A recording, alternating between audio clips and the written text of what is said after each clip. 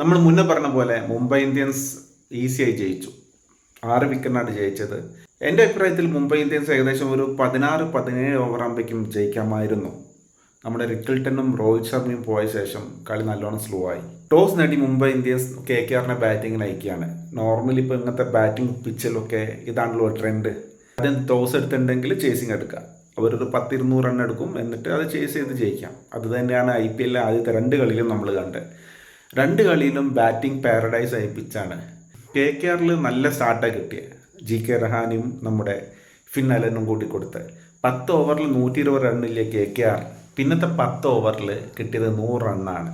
ഞാനത് എക്സ്പെക്റ്റ് ചെയ്തത് ഒരു 250 എത്തുന്നതാണ്.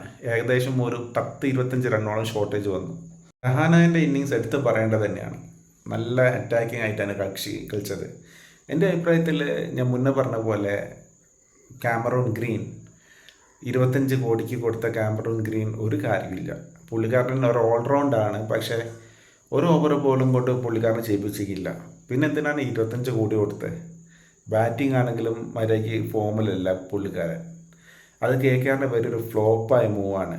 എൻ്റെ അഭിപ്രായത്തിൽ കാമറൂൺ ഗ്രീനെക്കാട്ടും പവലിനെ കളിപ്പിക്കാമായിരുന്നു, അല്ലെങ്കിൽ മനീഷ് പാണ്ഡെനെ കളിപ്പിക്കാമായിരുന്നു.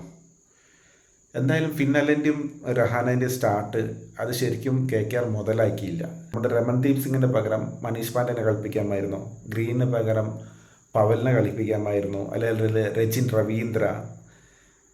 പക്ഷേ KKR 220ൻ്റെ പകരം ഒരു 240-250 ആണെങ്കിൽ കളി ലേശം കൂടി ടൈറ്റ് ആവുമായിരുന്നു.